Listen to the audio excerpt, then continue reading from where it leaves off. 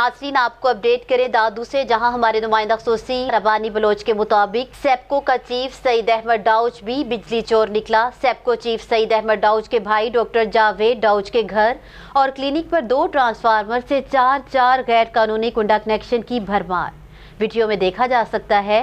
Doctor Javed douse की clinic पर लगे ट्रांसफार्मर से 4 कुंडा कनेक्शन लगे हुए हैं, जबकि दूसरे ट्रांसफार्मर पर भी 2 कुंडा कनेक्शन लगे हुए हैं और क्लिनिक पर कुंडा कनेक्शन का बिछाया गया जाल वीडियो में साफ दिखाई दे रहा है। जबकि दूसरी जानिब दड़ू रोड पर एसटीओ फारूक काबूर के घर पर भी 4 कुंडा कनेक्शन लगे हुए हैं। शहरियों का कहना है कि सेप्को इंतजामिया के अफसरान भी अगर बिजली की चोरी करने में मसरूफ़ हो जाएं तो आवाम को इंसाफ कौन देगा।